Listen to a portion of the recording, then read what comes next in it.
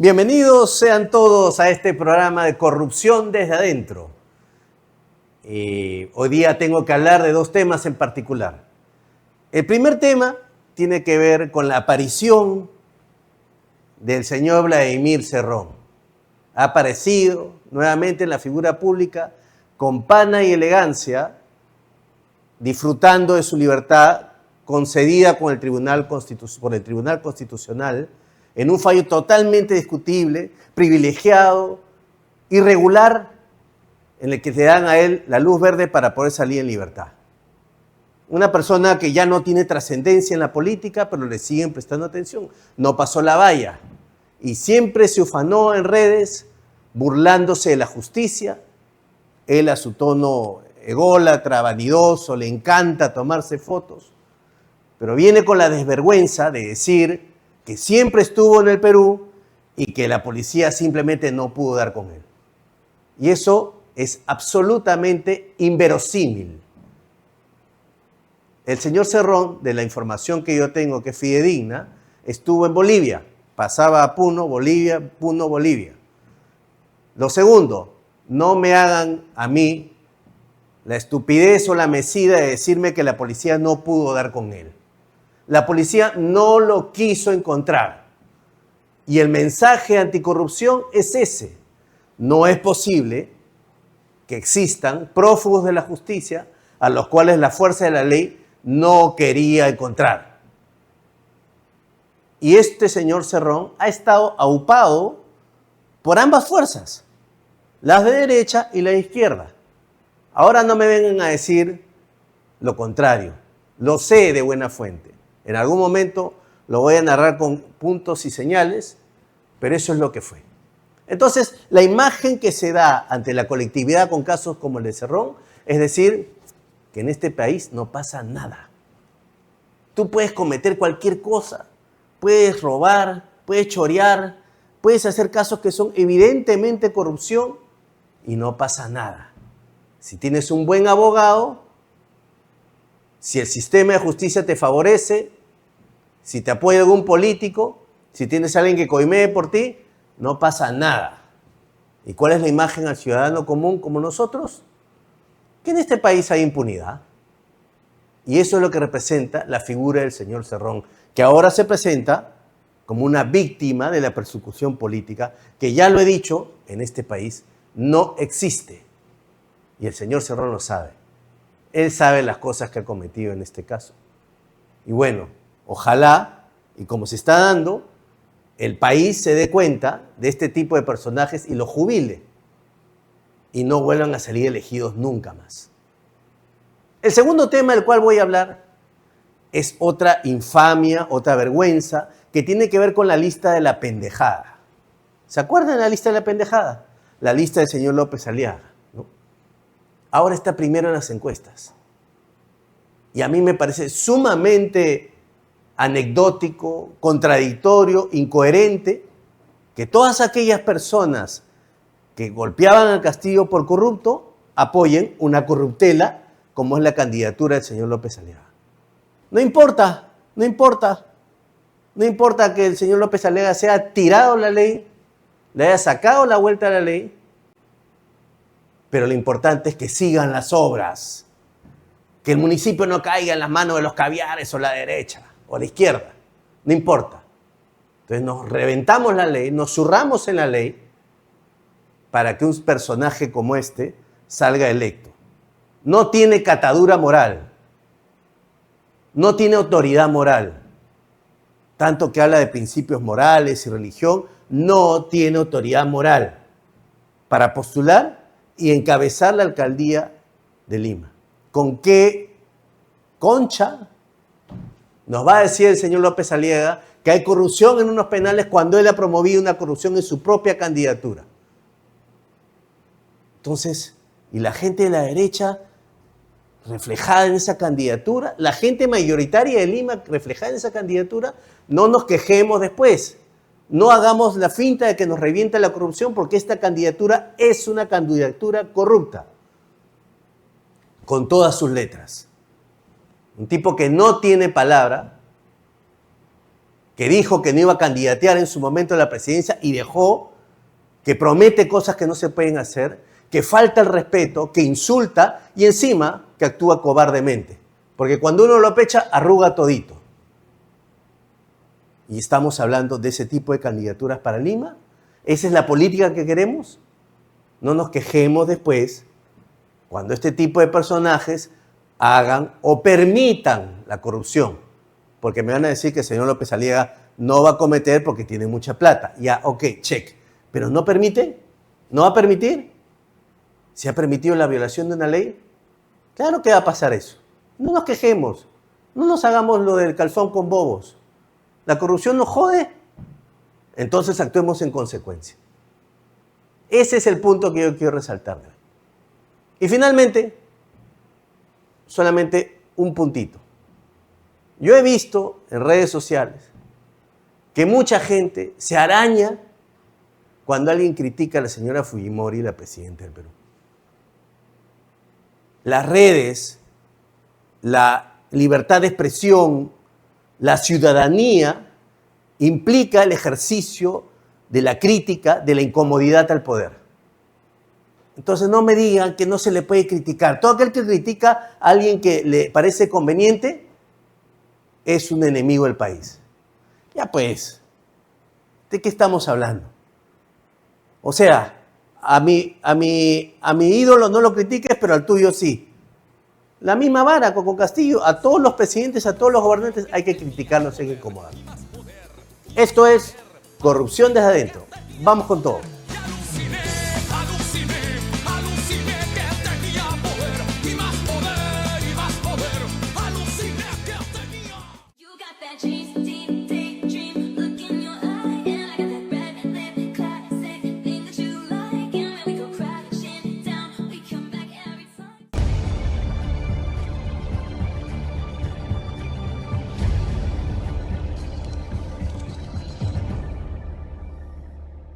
Bueno, y ahora vamos a darle inicio o cabida a una nueva sección del programa.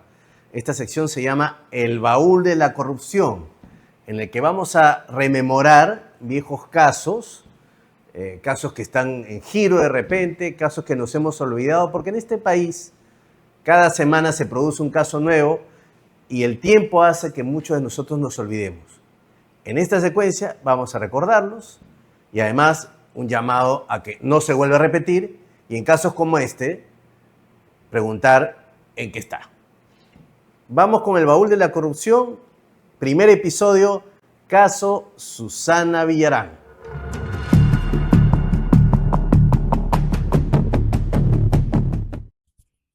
Corría el año 2010, el último tramo del gobierno de Alan García. La izquierda no había tenido triunfos notables desde la alcaldía de Alfonso Barrantes en 1981. Surge así un movimiento peruano de la izquierda progresista, caracterizado por llamarse la reserva moral del país. Así fue como el 3 de octubre del 2010, Susana Villarán de la Puente, socióloga, exministra del gobierno de Paniagua, una mujer identificada con los derechos humanos, postuló a la alcaldía de Lima por la alianza Fuerza Social. En unas elecciones ajustadas y tras semanas de conteo, las elecciones terminaron con una Susana Villarán triunfante con un 38.3% de los votos contra, sí, Lourdes Flores Nano, que obtuvo el 37.5% de los votos. Susana Villarán ganó prometiendo limpiar a Lima de las viejas mañas y malas prácticas de la política de siempre. Recordemos que su antecesor fue Luis Castañeda Locio. Al asumir el sillón municipal, en enero del 2021, Villarán inició con proyectos de gran interés público. A poco de iniciar, Villarán firmó el decreto que daba inicio al proceso de reordenamiento del transporte en las vías principales de Lima. Y meses después, las obras de intercambio vial en la avenida 28 de Julio, así como la ampliación del Metropolitano. Parecía que la cosa pinzaba bien, pero Villarán se encontró con que una cosa es con guitarra y otra con cajón. Su gestión empezó a tropezar con serios retrasos burocráticos y sobrecostos, que provocó que su aprobación en las encuestas cayera por debajo del 30% al cierre de su primer año de gestión. El descontento ciudadano no pasó desapercibido Y desde un conjunto de opositores a la gestión de Villarán se formó el Comité Pro Revocatoria, con apoyo de un sector político que abiertamente buscaba recuperar el control de la capital para el exalcalde Luis Castañeda. Entre estos nombres sonaban como representantes Carlos Vidal y Marco Tulio Gutiérrez, que referían a la alcaldesa como una incapaz por haber paralizado las grandes obras viales dejadas por Castañeda. Estábamos ya en el año 2011 y hubo cambio de presidente. La izquierda parecía posicionarse de mejor forma con el triunfo de Ollanta Humala, que ganó la presidencia de la República tras vencer a Keiko Fujimori en la segunda vuelta de esas elecciones. Al año siguiente, el 2012, Villarán aprobó la ordenanza que declaraba inhabitable y prohibía el ingreso de camiones al antiguo mercado de La Parada, en La Victoria. Esto se hizo para forzar el traslado de los comerciantes hacia el nuevo gran mercado mayorista de Santa Anita. La acción generó un violento operativo de desalojo del mercado mayorista La Parada en el mes de octubre del 2012. Este tipo de medidas le ganó rápidamente la enemistad de muchos sectores poderosos de la capital, provocando que su popularidad se cayera nuevamente. Ya para entonces, en mayo del 2012, los promotores de la revocatoria entregaron formalmente ante el RENIEC los planillones con más de 400.000 firmas válidas para someter a Villarán a una consulta de revocatoria. Sí, la primera revocatoria en Lima, que fue convocada por el Jurado Nacional de Elecciones para el 31 de octubre de 2012. Para finales de ese año, los pronósticos eran catastróficos. Las encuestas indicaban que más del 60% de los limeños votaría para expulsar a Villarán del municipio. Frente al pánico de perder el poder, el gerente municipal, José Miguel Castro, abrió un canal de negociación, Caleta, con dos constructoras brasileras de harta potencia y billete, Odebrecht y OAS. Entre enero y febrero de 2013 se concretó el intercambio de favores. La cosa funcionó así. Para financiar la campaña del no a la revocatoria, Odebrecht aportó $3 millones y OAS otros 3 millones más. Pero como dicen, no hay lonche gratis. Ese aporte no se trataba de una donación solidaria y altruista, ya que tendría que haber algo a cambio. Por eso es que, vaya casualidad, en enero de 2013 se había suscrito el contrato de concesión del proyecto Rutas de Lima, entregando los peajes a Odebrecht por 30 años. Y para que el trato quede completo, más adelante, en febrero de ese mismo año, en pleno apogeo de la campaña revocatoria, la Municipalidad de Lima suscribió la polémica Adenda 1 del contrato de línea amarilla con OAS. ¿Y qué decía esta adenda? En resumen, que se ampliaba la concesión del cobro de peajes de 30 a 40 años más. Obviamente, pocos sospechaban que ambas empresas brasileras luego se verían comprometidas en el escándalo más grande de corrupción en Latinoamérica, el caso Odebrecht. Una contratación clave para apoyar la campaña contraria a la revocatoria fue la del cotizado estratega brasileño Luis Fabre. ¿Se acuerdan de él? Todo esto, todas estas acciones, le terminaron dando resultados a Villarán, quien el 17 de marzo del 2013 ganó la revocatoria. Los resultados fueron de fotografía. El no ganó con el 51.3% de los votos. Si bien Villarán se mantuvo en el cargo, gran parte de sus regidores sí fueron revocados, como el caso de Marisa Glave y Eduardo Segarra. Incluso, dentro de esa lista de revocados, también estaba el hijo del exalcalde Luis Castañeda. Eran tiempos convulsionados para la corrupción en el Perú. El 19 de mayo de 2013 estalló a nivel nacional la denuncia periodística sobre el caso Ecoteva contra Alejandro Toledo por compras de inmuebles millonarios. Pero pocos imaginaban que muy cerca, en el Palacio Municipal, se acababa de empeñar el patrimonio vial de la capital por 4 décadas, también por corrupción. Se acercaba el próximo proceso electoral para la alcaldía de Lima y Villarán anunció oficialmente su postulación para la reelección municipal. Y otra vez fueron a pedirle plata a OAS. Esta vez fueron 4 millones. Esto sucedió entre julio y septiembre de 2014. Para bancarizar esa enorme suma y engañar al Jurado Nacional de Elecciones, la red criminal reclutó a 69 falsos aportantes que fraccionaron el dinero aportando en pequeñas donaciones de supuestos ciudadanos comunes. Sí, el típico y ya conocido pitufeo. Pese a ese esfuerzo, en octubre de 2014, Villarán fue derrotada de forma aplastante en las urnas por Luis Castañeda Locio. Ella solo obtuvo el 10.6% de los votos. Pero ¿cómo se descubrió este caso? Se preguntarán ustedes. Resulta que el 21 de diciembre de 2016, el Departamento de Justicia de Estados Unidos reveló que había llegado a un acuerdo en el que Odebrecht admitía haber pagado más de 788 millones de dólares en sobornos a lo largo de 12 países de Latinoamérica y del mundo, incluido obviamente el Perú. Sin embargo, en un inicio la atención mediática y judicial se centró en los expresidentes. Y no fue sino hasta la creación del equipo especial del Ministerio Público para el caso Lavallato que las miradas empezaron a apuntar hacia el Palacio Municipal de Lima. La primera repercusión para Villarán se dio el 15 de octubre de 2017, cuando el publicista Valdemir Garreta, acorralado por los rastreos bancarios internacionales de la justicia brasileña, decidió acogerse a una delación premiada. Una confesión sincera. Garreta declaró ante los fiscales peruanos que efectivamente los 3 millones de dólares de Odebrecht y OAS existían y que fueron aportados. Dijo además que la negociación de sus honorarios se realizó directamente con José Miguel Castro y en el propio Palacio Municipal.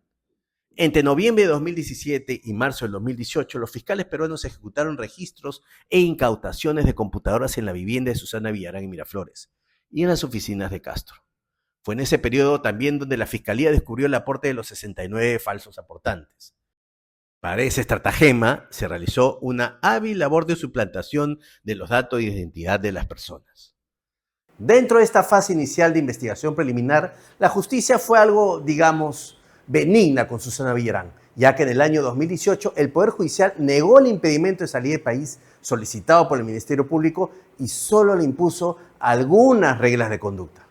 Al año siguiente, concretamente el 24 de abril de 2019, Jorge Barata, la cabeza de Odebrecht en Perú, ratificó con documentos contables que José Miguel Castro le solicitó directamente los 3 millones de dólares para salvar a Villarán de la revocatoria. Barata confesó algo aún más grave. Reveló que llamó por teléfono a la propia Susana Villarán para confirmar si ella estaba al tanto de la transacción millonaria. Ella, según Barata, le agradeció personalmente el apoyo financiero. Además de esta prueba, las pericias informáticas y el sistema contable clandestino de Odebrecht develaron las órdenes de pago bajo el alias de Brito, la identidad secreta de Castro. Acorralada por la inminencia de un pedido de prisión preventiva, tras la confesión de Barata y ante la evidencia de los hechos, en un hecho y un gesto inesperado, Villarán dio una entrevista desesperada.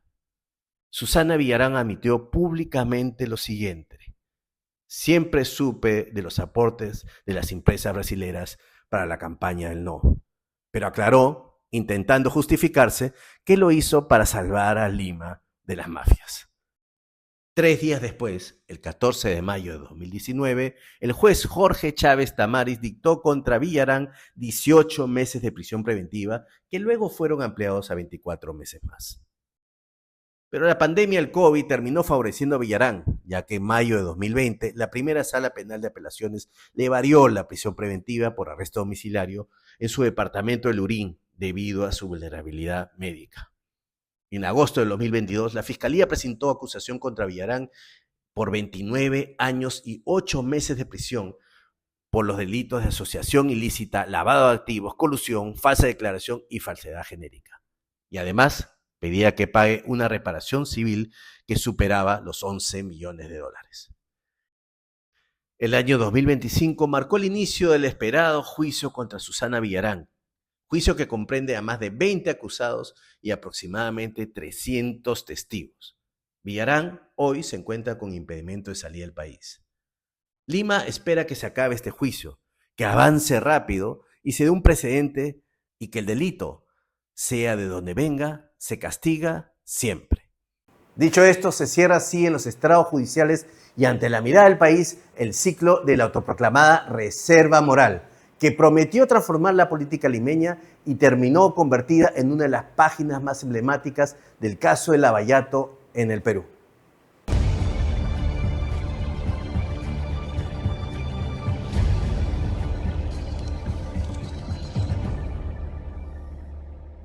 Bueno, aquí estamos de vuelta en Corrupción desde adentro y hoy tengo el honor y la la buena cosa de recibir a una empresaria que se ha atrevido, a diferencia de otros, a poner el pecho, se ha atrevido a no quedarse callada y se ha corrido bastantes riesgos. Y vamos a conocer su historia, la señora Cecilia Chávez. Mucho gusto, Cecilia. Hola, ¿qué tal? Qué gusto estar acá. Muchas gracias.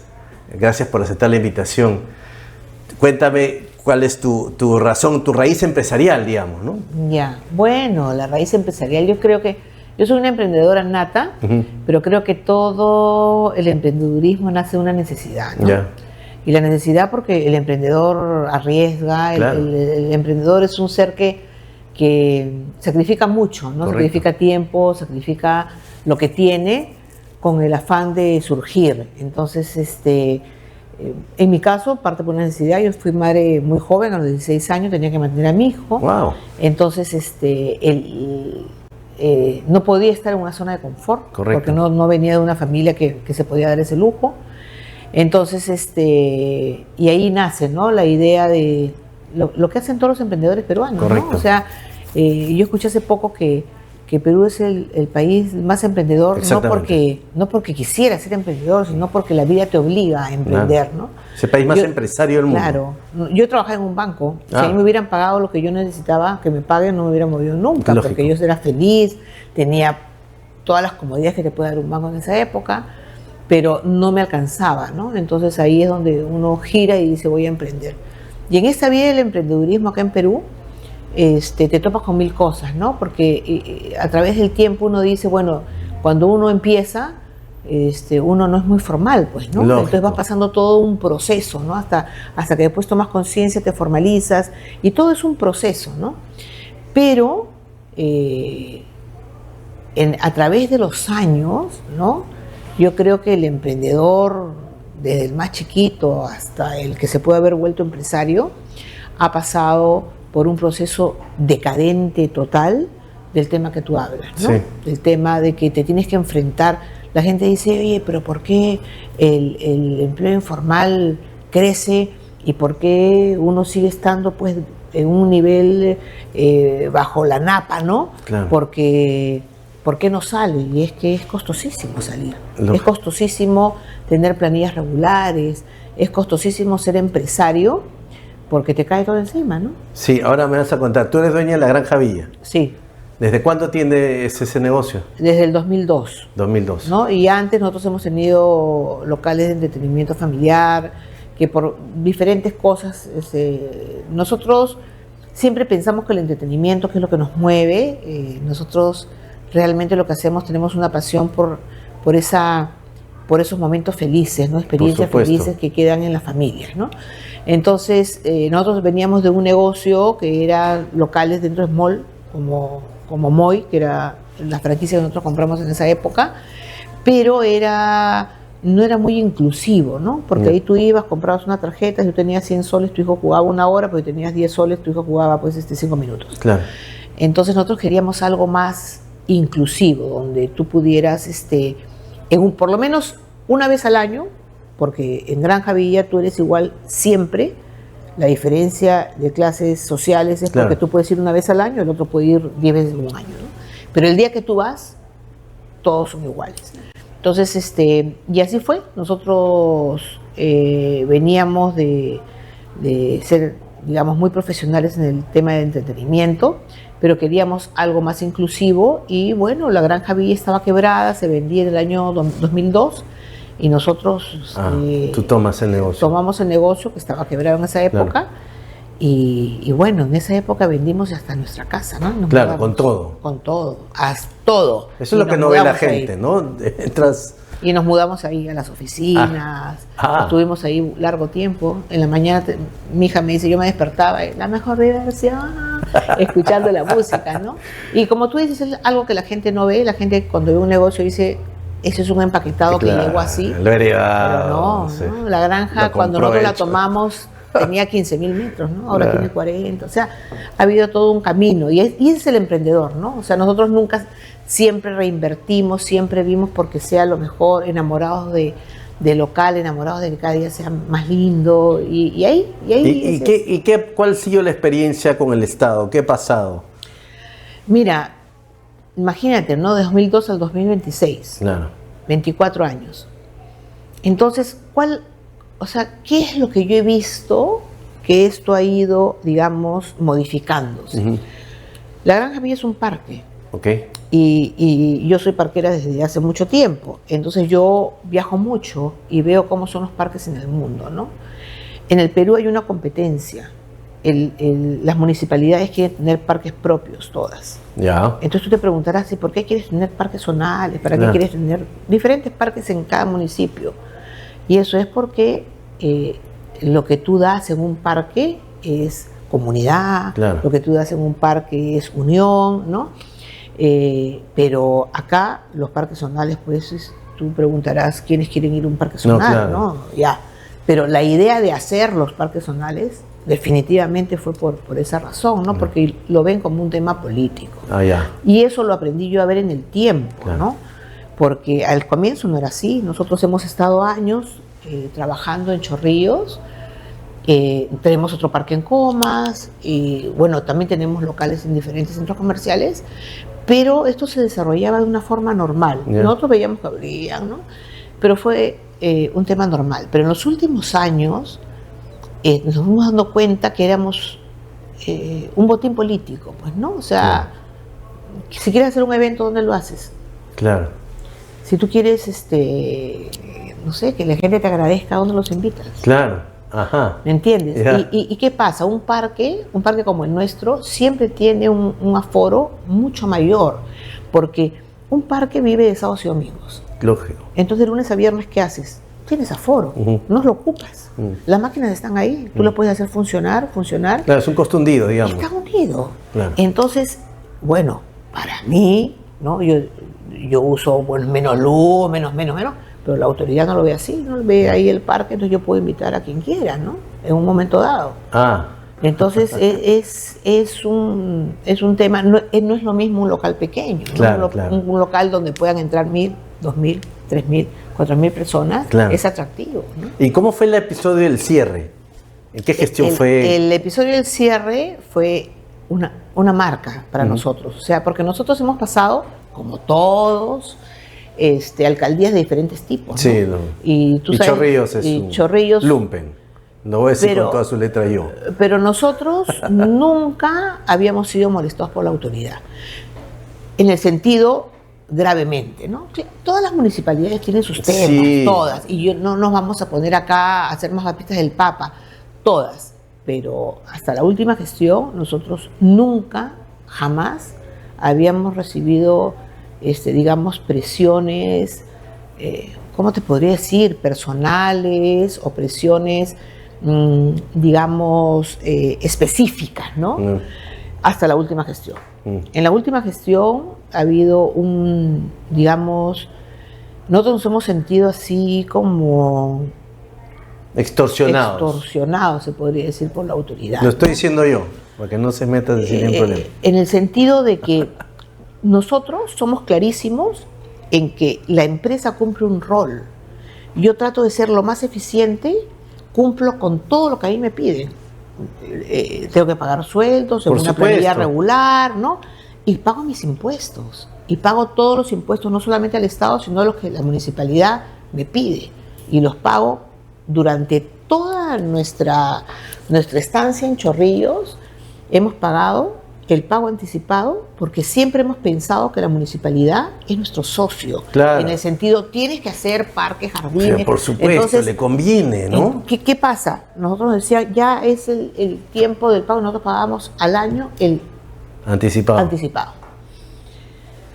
Y resulta de que empezamos a ver algunos cambios, ¿no? Ya habían solicitudes de varios tipos, cosas que llegaban a temas personales, y llegó un momento en que tú dices, oye, esto no puede ser, ¿no? O sea, déjame trabajar tranquila, Claro. yo no me meto en tu gestión, tú no te metas en la mía. Y llegó un día en que hubieron, digamos, solicitudes extrañas, ¿no? ¿Puedes Y decirlas o prefieres no? Lo que pasa es de que nosotros hacemos mucha labor comunitaria, Ya. ¿no?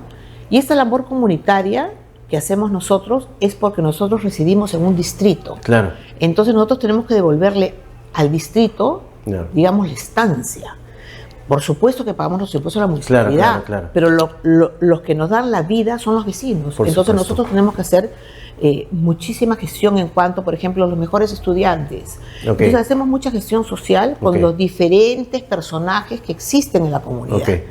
Entonces, para la autoridad hay autores o personajes que eran bien vistos y personajes que eran mal vistos, por razones que yo no voy a comentar en este momento.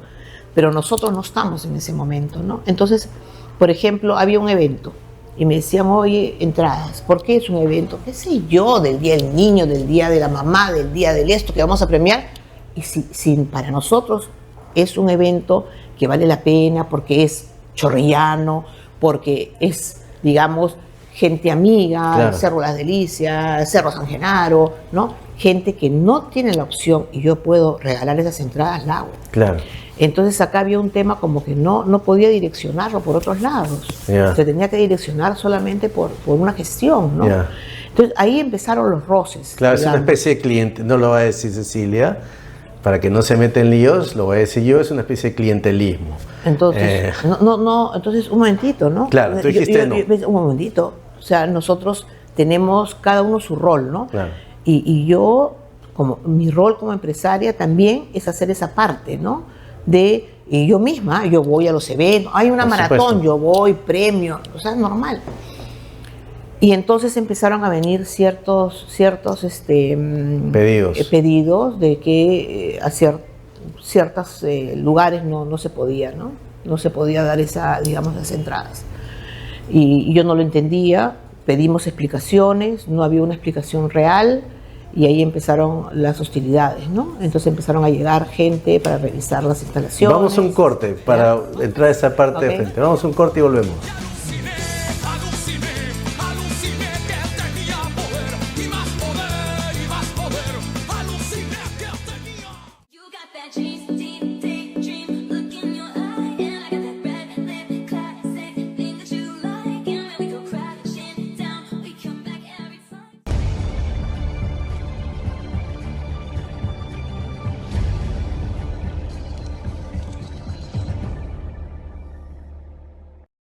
Volvemos con la entrevista con Cecilia Chávez. Estaba contándonos el episodio del cierre de Naranja Bella. Sí. Entonces empezamos a recibir el personal que venía. O sea, normalmente cuando te van a chequear, ¿no? Vienen, pues, no sé, 2, 3 personas, ¿no? Un día me llaman y me dicen, hay 30 personas. 30. Se habían formado como un ejército en la playa de estacionamiento. Como yo no tengo ningún temor, puede ir la Sunafil, puede ir la DIGESA, que pasen, ¿no? Y entraron, pero así, de una forma impresionante. Como una delincuente, como una criminalidad organizada. Como un criminal. Y empezaron a buscar. Por ejemplo, ¿A buscar qué? La sin razón. A buscar alguna razón. Siempre hay algo. Y bueno, entraron, vieron todo. Inclusive a las áreas animales donde digamos, no tenía ni gente especializada, pero bueno, ya. Entonces, como yo tenía la seguridad de que no había nada que pudieran encontrar, tenía mi ITSE completo, todos mis documentos, mi gente salió, todo el mundo, yo también llegué en un momento y nos dejaron una notificación. Entonces, la notificación decía que iban a regresar los 3 días, no sé qué. Y yo quise ir, no me quiso recibir. A mí. ¿Ya te había cerrado ya? No, ahí todavía no me había cerrado, pero ya nosotros tenemos varios asesores en el tema del ITSE y a los asesores le empezaron a decir, te van a cerrar. Te van a cerrar. Entonces yo quise ir a hablar a ver y no me permitió. Pero yo fui con mi esposo, ¿no? Y a él sí lo recibió. Y entonces lo recibió y le dio varias advertencias y cuando después nos juntamos, quedamos en que no podíamos aceptar pues esas advertencias, ¿no? Entonces nosotros continuamos y antes de la cerrada llega un carro a la playa de estacionamiento, hacen una llamada y nosotros pues quedamos en nuestra ley, ¿no? Y ya entraron a cerrar. Fue tan increíble la cerrada que fueron los especialistas, y tú sabes que esos especialistas los contrata la municipalidad, pues, ¿no? Claro. Pero son profesionales. Claro. Entonces ellos empezaron a llenar las hojas, los que no eran profesionales, para que el profesional firme, ya. y el profesional decía, no puedo, yo tengo los videos, ¿ah? Claro. Tengo los videos, todos, ¿tiene los videos? tengo los videos donde el ¿Y profesional... los ha propalado en un medio? Cuando hicimos la denuncia, sí. Ya. Entonces él decía, no puedo firmar esto, porque él es un profesional. Y volvían a rehacerlo. Ya. Y el encargado de la cerrada llamaba por teléfono y decía, no pueden firmar. Entonces la otra parte, que no sé quién era, le decía, entonces por aquí, y entonces por allá, y cambiaban las hojas. Y entonces me mostraban las hojas y era O otra. sea, Y era... No. Tenían que cerrarte ese Y por día. supuesto que nosotros, como no teníamos nada que ocultar, toda mi gente que tiene las áreas digitales, que son las que nosotros hacemos todas nuestras redes, estaban ahí filmando, ¿no? Ellos filmaban, nosotros también filmábamos. Entonces ya llegó un momento en que ya. ¿Cuál fue el pero? Había un extinguidor de más. No te creo. Sí, lo tengo todo por escrito. Por un extinguidor de Había más. un extinguidor de más. Entonces, cuando ya yo vi que eso ya no había nada que hacer, había un extinguidor de más. Claro, había, por ejemplo, creo que si no me equivoco, había un plano que por error, o sea, el plano estaba, o sea, el físico estaba perfecto, pero el plano, el ingeniero lo había hecho en la parte A en la parte B, o sea, cosas así. Pero ya, un extinguidor de más, ese plano, después había una escalera que no sé qué, pero cosas que no existían. Claro. Ya. Entonces ya firmaron. Y yo en ese momento llamo a todo mi personal que estaba operando. Claro. Y yo les dije ahí, delante de ellos, cuando ellos estaban firmando, les dije, estos señores, y expliqué, ¿no?, lo que ha pasado, nos van a cerrar por esta razón. Y todos son jóvenes, ¿no? Claro. Entonces yo quiero que ustedes sepan que somos dignos, que nosotros no hemos cometido ninguna falla, no nos van a cerrar por eso. Cerraron. ¿Cuánto tiempo fue? Bueno, lo que pasa es que yo llamé a Panorama. Llamé a todos los medios. Claro. Panorama me cubrió. Claro. Pero antes yo salí. Mi cara salió en un video diciendo esto es ilegal. Sí, yo vi el video. Entonces, Panorama me cubrió y fue al día siguiente y salió el extinguidor de más, todo lo que ellos habían puesto, ¿no? Le pidió a la municipalidad que diera su parte y ellos no tenían cómo explicarlo. Claro. Entonces, bueno, me empezaron a llamar los medios, yo no quise transar, yo me cerré, o sea, y entonces me llamó la señora Picasso de la Granja Azul, Claro. Me dijo, a mí me pasó lo mismo, contrata esta bufete de abogados, los contratamos y nos fuimos con todo. Y él, mira, a mí me llamó la Sociedad Nacional de Industria, porque yo no estaba asociada a nada, no tenía ningún colectivo de esos tipos, y me llamaron y ellos llamaron a la municipalidad a preguntar y la respuesta fue, este es un tema personal. Ah, su madre. Esa fue la respuesta. O sea, el más estilo sicario, cogotero, delincuente. Entonces, fue esa la respuesta y ahí siguió el tema, nos van a quitar el IPSE. Y nos llamaron y nos dijeron, esto va en serio, les vamos a quitar el IPSE. Y bueno, pues, me llamaron de la sociedad, la Unión de Gremios, hicimos una conferencia de prensa. Ah, sí, me acuerdo. Y a mí me llamaron, ¿vas a ceder? No voy a ceder. Yo no voy a ceder, no voy a ceder. Pero para todo esto, lo que nos jugó a nosotros a favor fue que nuestro personal hizo pues sus pancartas, salieron, se pararon frente a la municipalidad. Qué bacán. Fue todo un movimiento que lo hicieron ellos y nos cerraron para el Día del Niño. Para eso nos cerraron para el Día del Niño. Claro. Entonces, yo creo que su popularidad, porque la gestión es muy, muy, muy pegada a su popularidad, ¿no? Tuvieron una baja fuerte, los medios se pusieron, y la gente misma comentaba, eso les dolió mucho, hubieron mucha gente que hablaron, yo creo que ahí hubo mucho intercambio de conversaciones, y bueno, nos llamaron a conversar. Nos llamaron a conversar y fuimos a una mesa abierta y me preguntaron por qué había acudido a la prensa, ¿no? Y yo contesté porque no me quedaba otro remedio. Pero es lo que tiene que hacerse, ¿no? O sea, que me voy a quedar callado. Ni iba a ceder, ¿no? Por supuesto. O sea, si yo cedía, no solamente era mi honor. No, era una pésima imagen, ¿no? ¿Yo qué puedo hacer con esos muchachos? En la granja trabajan 150 personas, de las cuales el 70% es su primer trabajo. Por supuesto. Ellos habían recibido muchas visitas de la municipalidad y lo habían atendido, a la misma autoridad le habían atendido. Y sus letreros, y cuando los entrevistaban, ellos decían, o sea, que cuando tú fuiste y te subiste a los juegos no había riesgo, y ahora sí hay riesgo. Esa doble moral ellos no la entendían.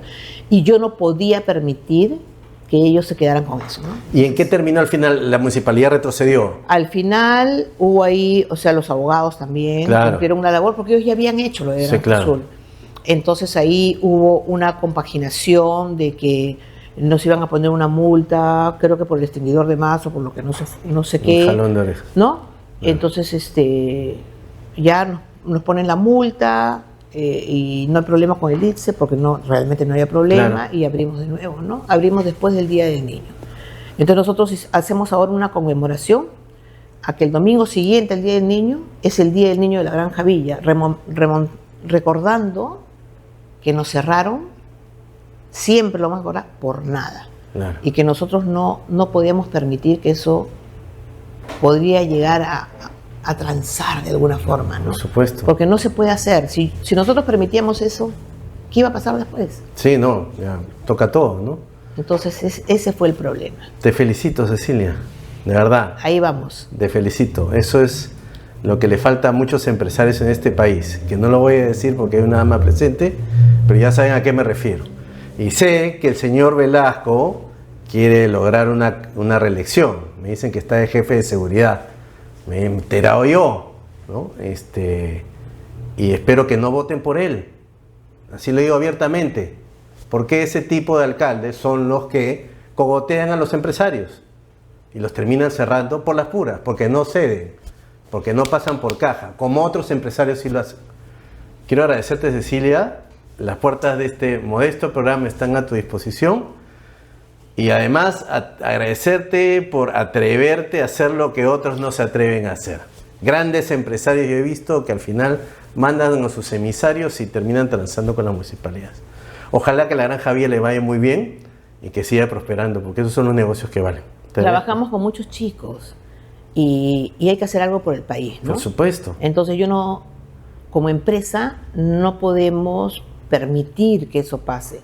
Yo espero que, digamos, que el próximo alcalde, sea quien fuera, trabaje como debe ser y sabrá que si obra bien y yo cometo un error y me puede cerrar, que me cierre bien. Por supuesto, en buena lid, ¿no? Si hacen algún tema de ese tipo, yo no me voy a cansar en denunciar, ¿no? Y aquí tienes un modesto ayudante, siempre sin ningún costo, porque no van a pensar que estoy consiguiendo clientes, yo no ejerzo, estoy retirado. Pero quiero terminar esta entrevista agradeciéndote y felicitándote, y además pidiéndoles a la gente que no vote por el señor Velasco ninguno de sus allegados, porque ese tipo de alcaldes no debe volver, y me parece que es miserable la forma de que algunos alcaldes se comprometen en este tipo de cosas, lo voy a decir sin eufemismos, cojudeces, de decir que hay un extinguidor o que hay un plano que no. Yo he visto millones de cosas de este tipo que lo único que tienen es la finalidad de extorsionar y cogotear al empresario. El Perú es un país empresario, el Perú es un país pujante, la economía tiene que rendir acá, no es la macroeconomía de Julio Velarde solamente. La economía del país está sostenida por empresarios que son los que pagan los impuestos, que son los que sostienen al Estado. Así que, señores, al momento de votar, no voten por el señor Velasco o por ninguno de esos adláteres o adús, y voten por gente que pueda permitir la libre empresa de verdad. Muchas gracias a Cecilia y volvemos después del corte. Listo. ¿Qué va a decir tu amigo Velasco?